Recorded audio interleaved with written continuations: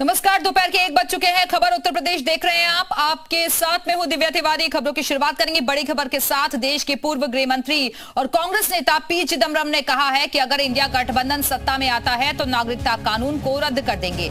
बड़ी बात यह है कि कांग्रेस ने जो न्याय पत्र जारी किया है उसमें सीएए को रद्द करने का कोई जिक्र नहीं है। तो दरअसल आपको बता दें कि सीएए पर पी चिदम्बरम ने ये बड़ा बयान दिया है। उन्होंने कहा है कि अगर इंडिया गठबंधन सत्ता में आता है तो नागरिकता कानून को रद्द कर दिया जाएगा। लेकिन कांग्रेस की तरफ से जो न्याय पत्र जारी किया गया है उसमें सीएए को रद्द करने का कोई जिक्र नहीं किया गया है। You asked me which are the 5 laws that will be repealed. I'm reading that portion. Repeal 5 laws. 1. The Citizenship Amendment Act 2019. It is top of the list. 2. The Farmers Produce Trade and Commerce Promotion and Facilitation Act 2020. The Bharatiya Nyaya Second Sanhita, that is the equivalent to IPC.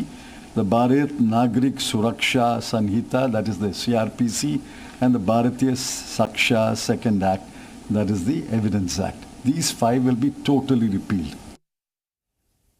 और वहीं BJP नेता शाहनवाज हुसैन ने कहा है कि CAA से किसी को डरने की जरूरत नहीं है।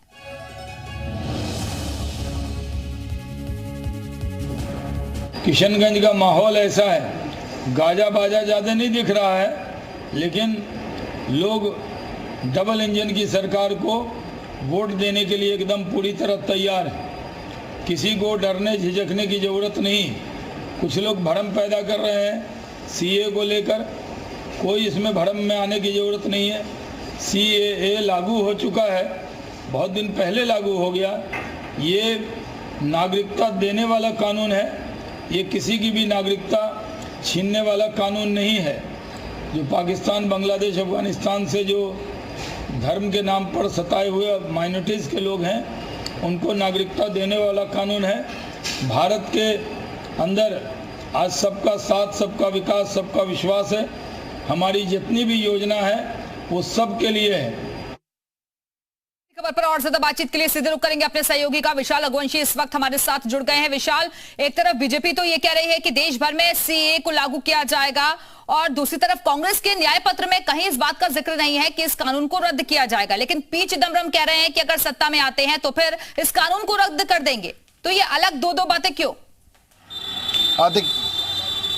देखिए, बिल्कुल कांग्रेस के बड़े नेता हैं पी चिदम्बरम, और उनका इस तरह का बयान का जो है सीधे तौर पर एक राजनीति को गर्माहट है। खासतौर से सीए को लेकर जो है बीजेपी ने इस बात को कहा था, अपने घोषणा पत्र में भी इस बात का जिक्र किया था कि सीए कानून जो है वो तमाम जगहों पर जो है किया जाएगा। घोषणा पत्र में उन्होंने इस बात का जिक्र किया था, लेकिन कांग्रेस ने अपने संकल्प पत्र में, अपने घोषणा पत्र में, अपने न्याय पत्र में इस बात का जिक्र नहीं किया था। लेकिन अब पी चिदम्बरम इस बात को कह रहे हैं कि हम सत्ता में आएंगे तो इस कानून में जो है बदलाव करेंगे। मतलब साफ है कि रद्द करने की बात जो है वो कह रहे हैं। तो ये अपने आप में कह सकते हैं कि विरोधाभास वाले जो बयान है वो अब दिखाई पड़ा है। कांग्रेस की तरफ से अभी तक किसी तरफ से कोई जिक्र सीए को लेकर नहीं किया गया था। विरोध जरूर किया जाता था, लेकिन कभी इस बात का जिक्र नहीं किया गया था। लेकिन अब पी चिदम्बरम ने, ठीक है विशाल, वापस आती हूँ आपके पास। राजेश चौधरी जी, बीजेपी नेता इस वक्त हमारे से जुड़ गए। राजेश जी, बहुत स्वागत है आपका जी उत्तर प्रदेश उत्तराखंड पर। सर, पी चिदम्बरम का बयान आपने सुना होगा। वो कह रहे हैं कि अगर गठबंधन के तहत हमारी सरकार आती है तो फिर सीए को हम रद्द कर देंगे। जी, हेलो जी, आवाज आ रही है आपको? जी हाँ, दोबारा प्रश्न करिएगा। ये पी चिदम्बरम की तरफ से जो बयान दिया गया है सीए को लेकर, वो कह रहे हैं कि अगर हमारी सरकार आती है तो नागरिकता कानून को हम रद्द कर देंगे। देखिए, मुस्लिम तुष्टीकरण की नीति करना चाहती है कांग्रेस, और कांग्रेस का हमेशा ये इतिहास रहा है कि उसने समाज के बीच विभेद पैदा करके खाई करने का कोशिश किया है। हिंदू मुसलमान की राजनीति करने का ये लोग काम करते हैं। सीए कोई ऐसा कानून थोड़ा नहीं है जिसमें कोई किसी को अधिकारों का नुकसान हो रहा हो। इन्होंने पहले देश के मुसलमानों को बरगलाने की कोशिश की कि सीए आ जाएगा तो आपको देश से बाहर कर देंगे, आपको ये कर देंगे, आपको वो कर देंगे। झूठ की राजनीति करने का काम कांग्रेस करती है।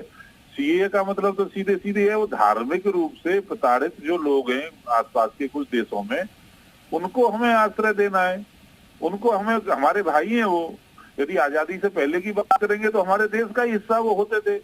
वहाँ हमारे यहाँ आजादी, धार्मिक स्वतंत्रता है। यहाँ किसी को कोई अपने मान्यताएं, धर्म आजादी के साथ मनाने की वो है, और वहाँ नहीं है। वहां से उन्हें जबरन धर्म परिवर्तन कराया जाता है, उन्हीं लोगों को तो हम आश्रय दे रहे हैं। तो कांग्रेस का काम विशुद्ध रूप से धर्म के आधार पर समाज में विभाजन करना, और इसीलिए कांग्रेस डूब भी रही है। स्वयं चुनाव हार गए थे चिदम्बरम साहब।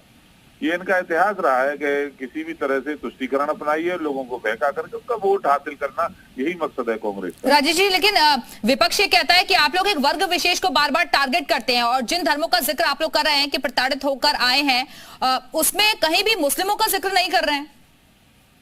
देखिए, मुसलमानों धर्म के आधार पर भारत का विभाजन हुआ। एक देश बना पाकिस्तान, वो इस्लामिक कंट्री बना।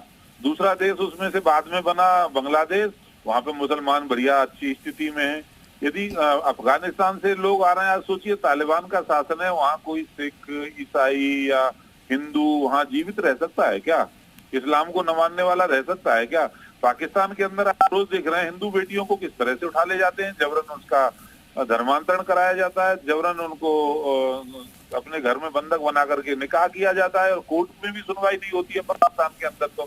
तो जहां इनके साथ अत्याचार हो रहे हैं, बेचारे अपना जीवन बचाने के लिए, अपनी संस्कृति और धर्म बचाने के लिए वो भारत की शरण में आए हैं। भारत धर्मनिरपेक्ष देश है, यहाँ सबको समानता का अधिकार है। ठीक है राजेश जी, आप बने रहिएगा। अंशु अवस्थी जी भी जुड़ गए हैं कांग्रेस से हमारे साथ। अंशु जी, ये जो बयान पी चिदम्बरम साहब की तरफ से दिया गया है कि अगर सरकार आती है तो नागरिकता कानून को रद्द कर देंगे, आपका रिएक्शन इस पर?